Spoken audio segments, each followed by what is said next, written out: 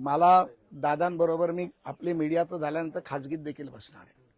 दादांच्या 7-8 मागण्या आहेत असं मला गंगाधरजी काळकुटे साहेबांनी सांगितलं. त्या 7-8 मागण्या मी दादांच्या समजून घेणार आहे.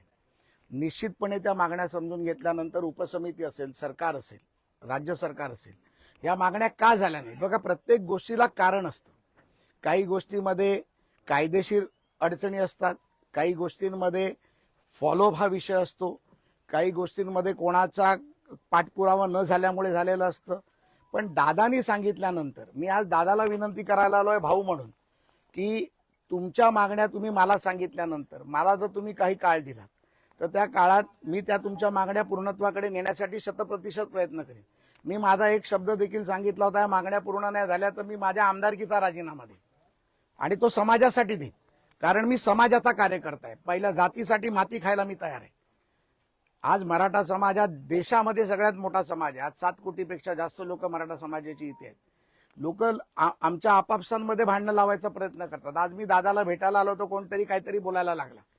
असं आहे की एका भावानी 2 भावांमध्ये भांडणं असतात. एका भावानी लहान भावाला बोलवल्यानंतर लहान भावानी येऊ नये, ही आपली मराठा समाजाची संस्कृती नाही, प्रथा नाही. आणि आज जे संस्कार या देशावरती आहे ते मराठा समाजाकडून आलेले संस्कार आहेत.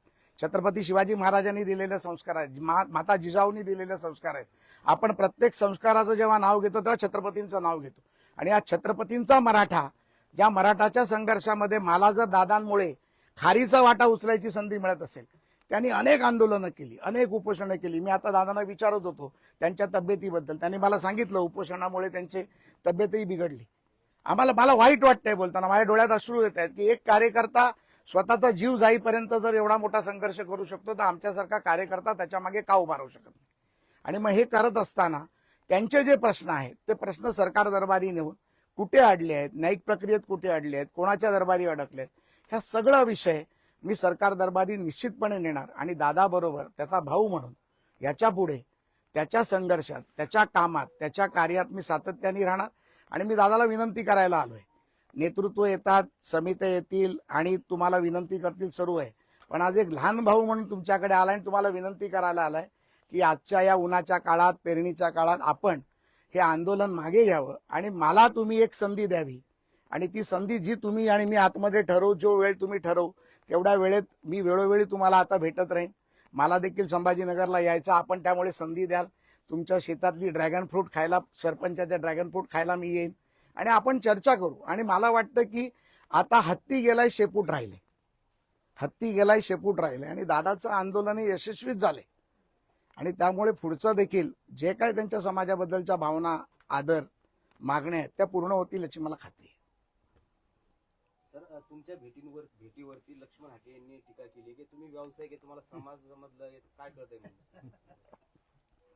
एक मराठा समाजातला मुलगा ज्याचे वडील कामगार होते, 7,000 रुपये पगार होते, त्या एका मराठा समाजातल्या मुलांनी आज 1 लाख लोकांना नोकरी दिली. आणि 1 लाख लोकांना नोकरी देत असताना तो मराठा समाजाचा आहे का, ओबीसी समाजाचा आहे का, मुस्लिम समाजाचा आहे का, शीख समाजाचा आहे का, ईसाई समाजाचा आहे, पाहिलं नाही. देशभरामध्ये 27 राज्यामध्ये काम माझी कंपनी करते. मी व्यावसायिक आहे ना, हा मला अभिमान आहे. मी राजकारण करून, राजकारणावरती मी धंदा करत नाही, तर मी धंदा करून राजकारण करतो. अनेक लोकांना नोकऱ्या देतो, अनेक लोकांचा रोजगार करतो. 1 लाख लोक म्हणजे 6 लाख लोक आज मी केलेल्या व्यवसायामुळे आज त्यांचं घर चालतं, त्यांच्या मुलांचं शिक्षण चालतं. हा मला अभिमान आहे.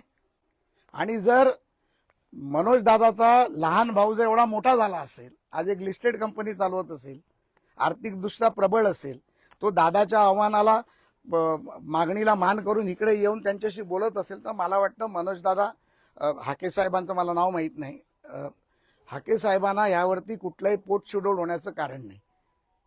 आम्ही समाजासाठी करतोय. मी मगाशी म्हटलं जातीसाठी माती खायला तयार आहे.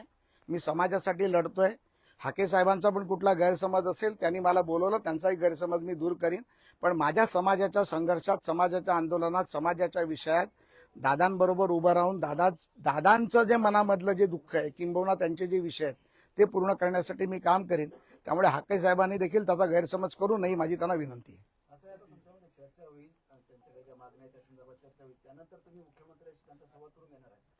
नाही बघा, असं आहे, आज मी माझ्या वैयक्तिक कॅपॅसिटीमध्ये आलो. दादांशी मला वाटतं की अनेक वेळा संवाद मुख्यमंत्र्यांशी